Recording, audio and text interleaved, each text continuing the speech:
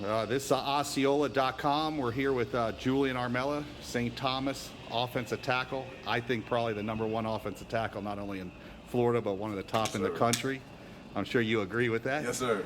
But, Julian, you kind of surprised everybody last night. Not that you didn't make your decision, but you kind of just decided at 9:45 at night to go on the internet and get it over with.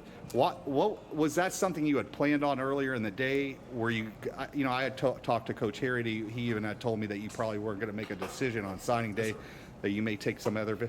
What made you decide at 9:45 at night, hey, I got to get this over with? Yes, sir. Honestly, after speaking with my family, speaking with Coach Harry, seeing where my heart was at, I just knew it was time so I could start focusing on winning the state championship and getting my off-season grind right.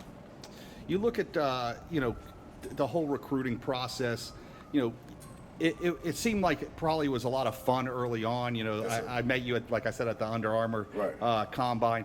You had a smile on your face, and you probably had no idea that 3 years later, are you finally happy to just get it over with and not have to deal with media guys and everything? Yes, sir. Honestly, that it's been a blessing, and it's just been a lot of responsibility ever to deal with since my freshman year, my 9th grade year. So, I'm just glad I got to go through the process because there's many high school athletes that aren't blessed and aren't able to go through that process. So, I'm just kind of happy that I got it out of the way. So, like I said, I could focus on my state championship, focus on my family, and get right for the next level. Yeah, back then everybody thought automatically you were going to go to Florida State. Everybody had told me, this kid, his father went to Florida State, he's going there. Then you went through the whole recruiting process. LSU was in it. They Ed Orgeron, supposedly you had a really good relationship with him and that staff.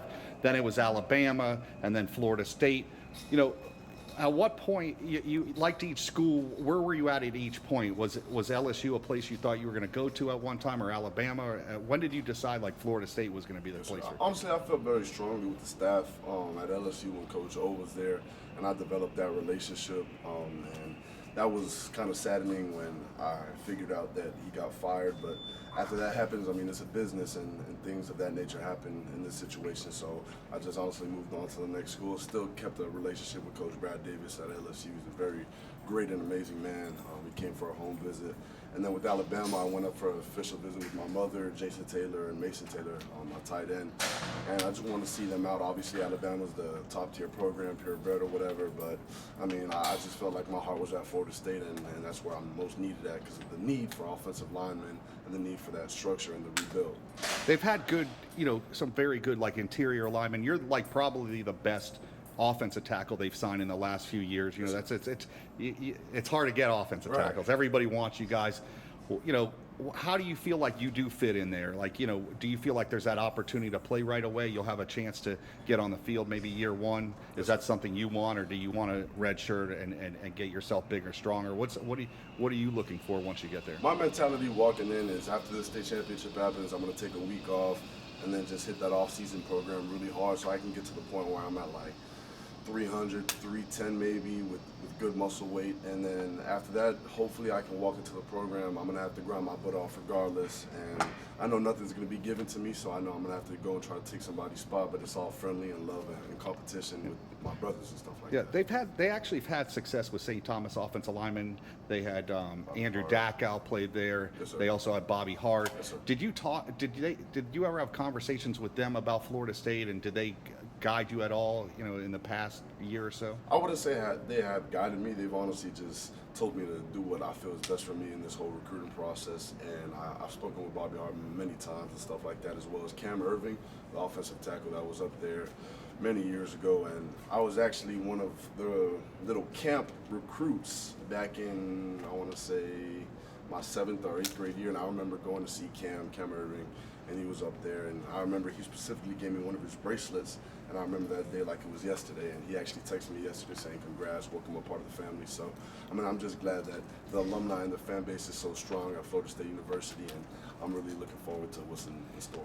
The addition, they added a grad transfer kid from Wisconsin yesterday. Actually a grown man, but they added him to the mix. There's you. They had 4 other offensive linemen that had signed with them. You guys probably signed the number one O-line class in the country. How close are you to some of those other recruits or guys that you're coming in with? Those are all my guys, and every single time I went up on a visit, I saw one or two of them, and just being able to develop that relationship on the official visit and hanging out with them, developing that relationship is very crucial and major to me, and I feel like I have a really great relationship with those guys as well as Travis Hunter and stuff like that. Let's get to it. Coach Atkins. He's done a very good job so far at Florida State.